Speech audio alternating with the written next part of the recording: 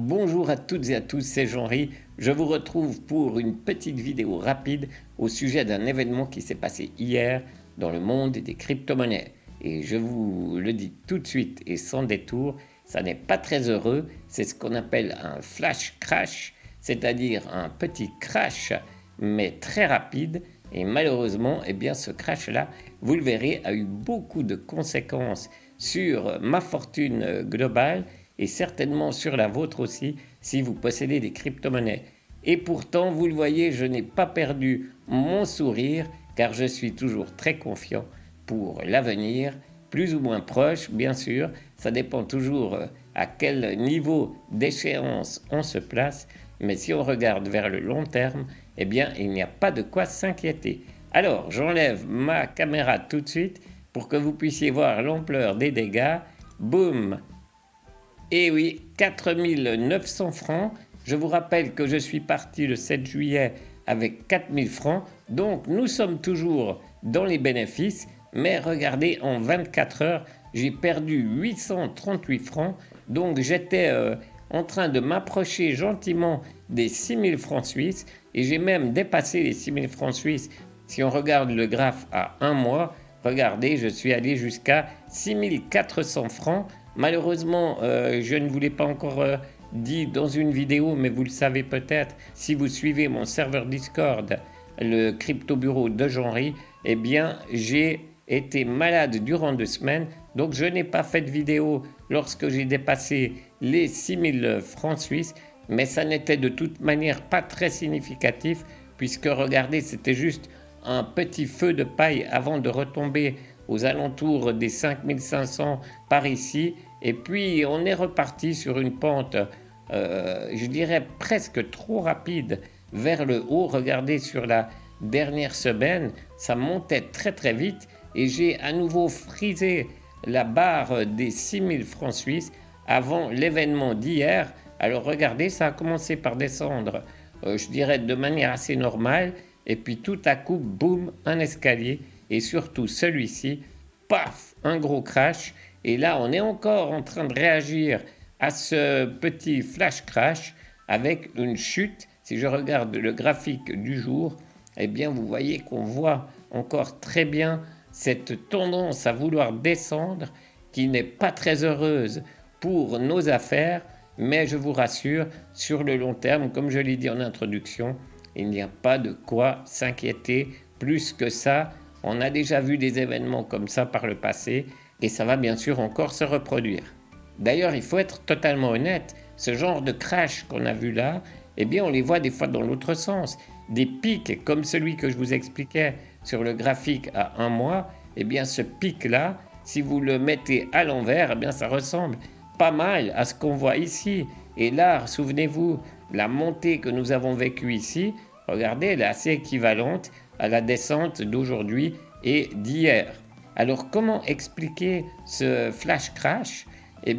Personne ne connaît exactement la réponse, mais il y a plusieurs pistes pour expliquer ce phénomène, et l'une d'entre elles, est peut-être liée à ce qui se passe en ce moment au Salvador. Vous le savez peut-être si vous suivez les actualités et une fois de plus le crypto bureau de Jean-Ry. D'ailleurs, si vous voulez me rejoindre sur mon serveur Discord, il y a le lien en bas dans la description de cette vidéo. Le Salvador a accepté depuis hier le Bitcoin comme deuxième monnaie officielle du pays, après bien sûr le dollar. Donc le Salvador essaye de lutter contre l'emprise des États-Unis et de son tout-puissant dollar en acceptant le Bitcoin comme monnaie officielle.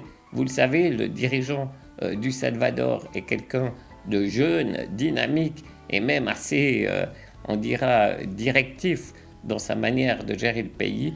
Mais en l'occurrence, c'est très intéressant de voir ce qui s'y passe et cela a peut-être produit ce flash crash que nous avons subi malheureusement et qui se traduit par une grosse perte financière pour la plupart des possesseurs de crypto-monnaies. Alors je vous rassure tout de suite, ça ne concerne bien sûr pas que le CHSB, le token de Swissborg.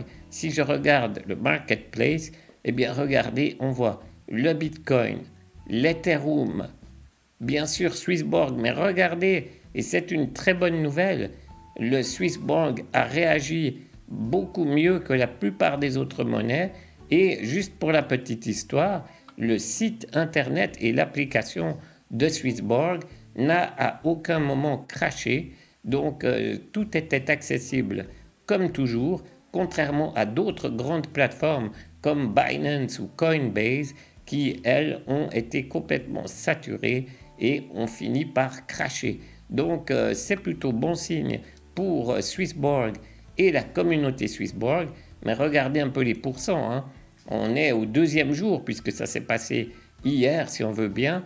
Ça ne fait pas encore 24 heures depuis le mini crash, mais c'était tout de même durant la journée d'hier, en fin de journée, moins 12%, moins 14%, moins 10%. Et bien sûr, les stablecoins liés au dollar américain n'ont pas subi cette perte. C'est évident puisque ça produit généralement des effets inverses. Mais regardez, quand toutes les crypto-monnaies ont perdu entre 10 et 15%, eh bien, les stablecoins n'en ont gagné que 0,65%. Des cacahuètes, Binance, 18%. Tether, qui est un stablecoin, a suivi, bien sûr, la courbe standard avec une toute petite augmentation. XRP, moins 20, moins 21 pour Polygon. La crypto-monnaie indexée à l'or, elle, bien sûr, est restée stable, mais on voit quand même ici ce petit pic et ensuite on est revenu tout de suite se stabiliser, c'est normal. Cette monnaie est indexée, je vous l'ai dit, sur le prix de l'or qui, lui, n'a pas subi de flash crash.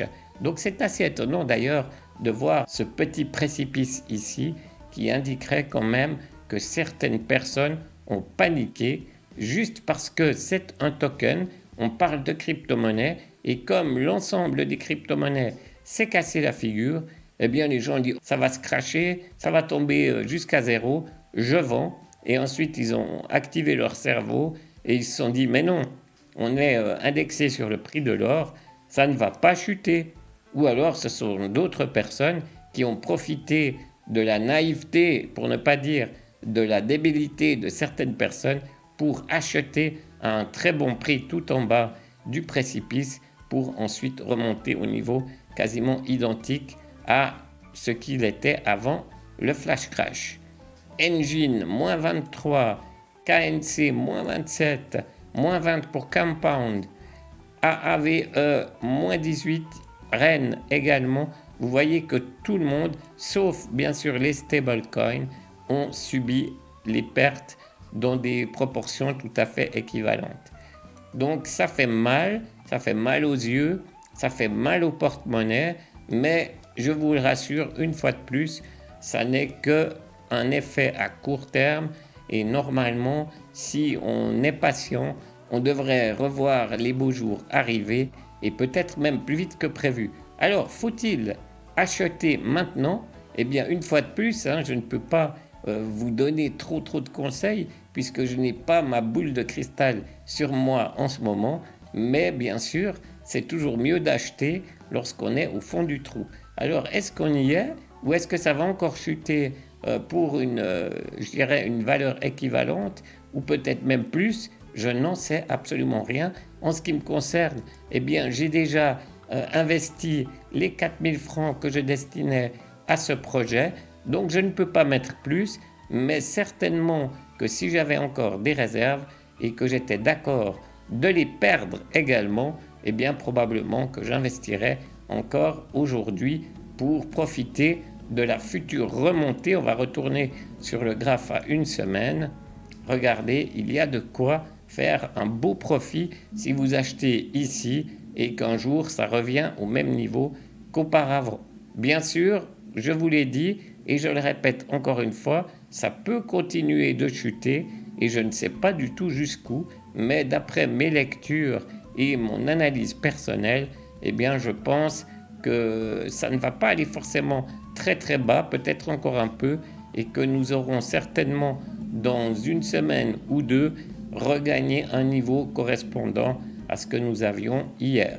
Voilà, ceci ne concerne que moi évidemment et je vous laisse, vous êtes assez grand, prendre les décisions qui s'imposent. Une dernière chose avant de vous quitter, je vais juste vous expliquer comment interpréter les vignettes que je prépare pour ces vidéos.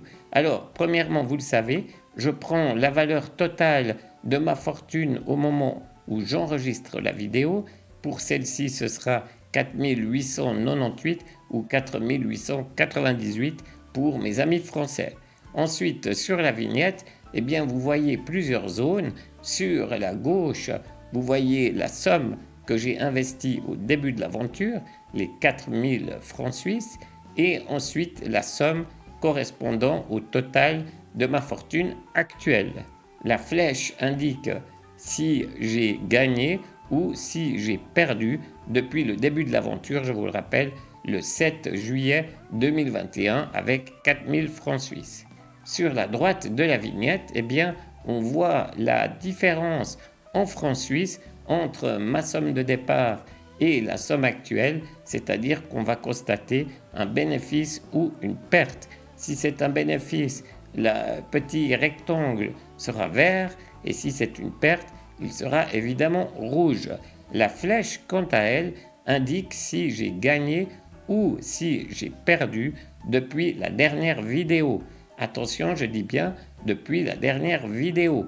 De l'autre côté, sur le côté gauche, c'était depuis le début de l'aventure et sur le côté droit, uniquement depuis la dernière vidéo. Et voilà, j'espère que vous n'êtes pas trop inquiets après ce flash crash et que vous savez toujours que le plus important, eh bien, c'est le moyen et le long terme. Donc, on reste positif et tout simplement, on se met un peu à l'abri et on attend que ça passe. C'est comme un orage, le beau temps finit toujours par revenir. Merci pour votre fidélité. N'oubliez pas de me laisser un pouce en l'air. Et bien sûr, si vous n'êtes pas abonné, faites-le, c'est gratuit et ça vous permettra de ne pas manquer la suite de cette aventure. Ciao!